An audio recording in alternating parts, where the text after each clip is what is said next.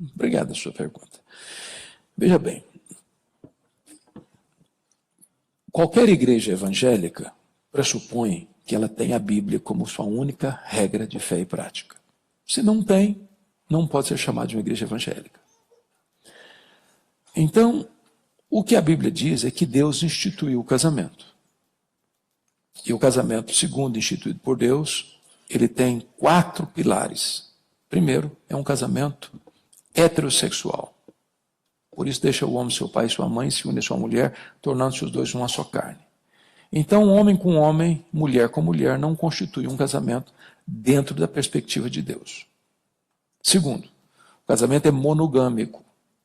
Deixa o homem, seu pai e sua mãe, se une à sua mulher, não às suas mulheres. De tal maneira que tanto a poliginia, um homem ter mais de uma mulher, quanto poliandria, uma mulher ter mais de um homem, está fora do projeto de Deus. Terceiro, o casamento é monossomático. Os dois se tornam uma só carne. Em outras palavras, sexo antes do casamento é fornicação, é pecado. Sexo fora do casamento é adultério, é pecado. Sexo no casamento é ordenança divina. De tal maneira que ter sexo antes e fora do casamento é pecado.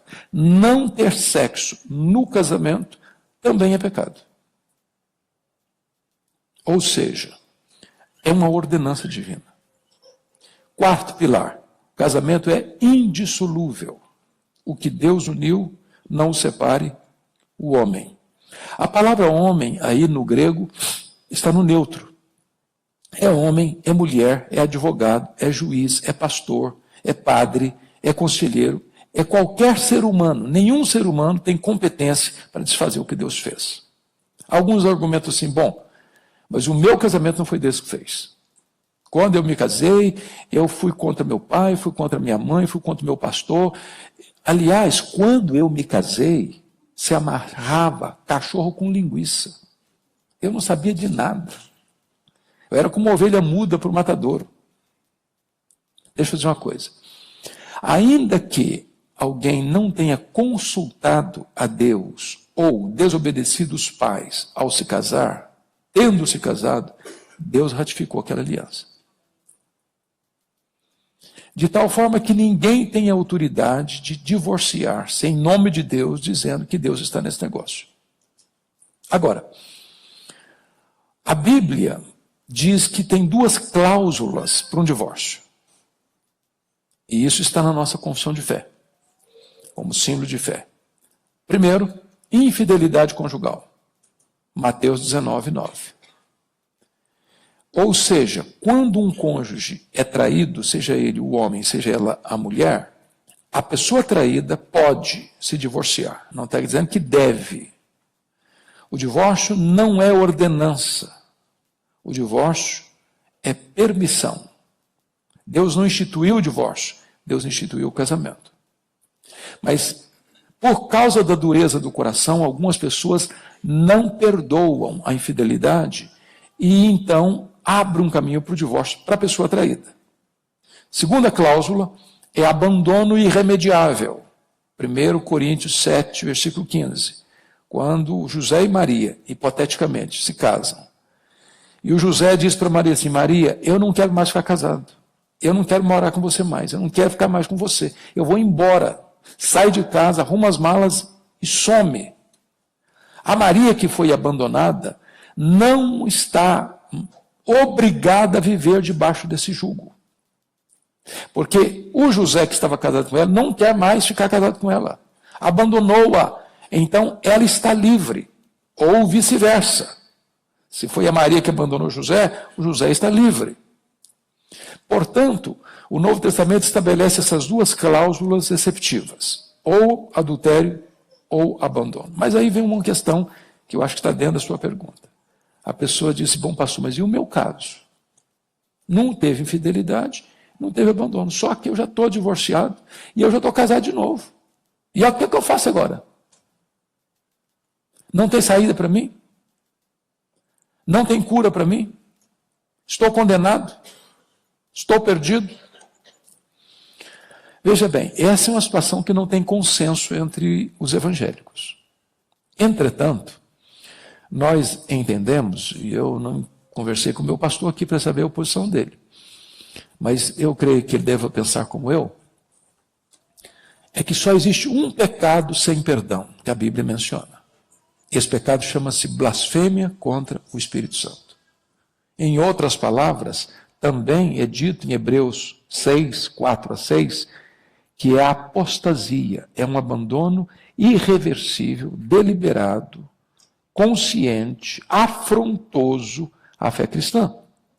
Alguém que um dia professou a fé cristã, que foi membro da igreja, que foi batizado, que frequentou a igreja, que às vezes até pregou, que até foi líder da igreja, e que depois vira as costas. Eu não creio mais, eu abomino isso. E rejeita Cristo, escarnece da graça, pisa o evangelho.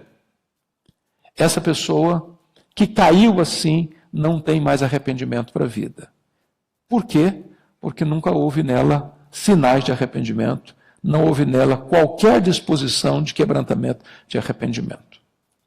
Mas imagine um casal que se divorciou por outros motivos, ou porque não eram crentes ainda, ou porque estavam muito fracos na fé e não pautavam a sua vida pelas Escrituras, ou porque não receberam devida orientação na época que tomaram essa decisão, mas que tomaram a decisão. Se divorciaram. E que vieram casar de novo, a constituir nova família, outros filhos. Então, o que fazer? Dentro da sua pergunta. O papel, penso eu, da igreja é terapêutica.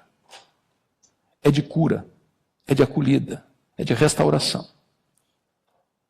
Não dá mais para voltar, não dá mais para desfazer. Não dá mais. O que vai acontecer com esta família? Vai sofrer as consequências do seu erro. Vai pagar um alto preço, não tenha dúvida disso. E quem vive essa realidade sabe quão alto é esse preço. Porém, Deus é o Deus de toda graça. Deus é o Deus do perdão. Deus é o Deus da cura. E Deus, pela sua misericórdia, ainda abençoa e restaura. O que é importante entender é o seguinte: tem muitas igrejas que pregam, e nós não professamos esse pensamento, cometeu um erro desse, perdeu a salvação. Aí a pessoa entra com uma tonelada de culpa na cabeça, então estou perdido, vou para o inferno, e eu estou desesperado. Não, salvação não se perde. Uma vez salvo, salvo para sempre. Agora, um salvo cai, um salvo se arrepende, um salvo se levanta, um salvo é restaurado por Deus. Agora, o que é importante? A igreja não cede a expressões da conjuntura social. Não. O fato da igreja ser o hospital que acolhe o ferido para curá-lo e restaurá-lo, não significa que a igreja vai dizer assim: bom, gente, a cultura mudou, hoje o negócio está assim, todo mundo divorcia em casa, divorcia em casa, divorcia em casa, divorcia em casa. Há poucos dias eu estava no interior de São Paulo e fiquei sabendo de um líder religioso que estava no 7º casamento. Não. A igreja vai manter-se firme na sua posição. Deus instituiu o casamento e não o divórcio. O divórcio é um pecado. Deus abomina o divórcio. Divórcio só acontece por dureza do coração. Então a igreja não se acostuma com isso, não se adequa a isso, não aplaude isso, não aprova isso, não põe nas suas normas que agora vale qualquer coisa, em absoluto. Em absoluto. Os princípios e os preceitos de Deus, numa linguagem de um ex-ministro brasileiro, de um neologismo, são imexíveis. Imexíveis. Não dá para mudar, não dá para arrancar os marcos. Eu não sei se eu fui claro na resposta.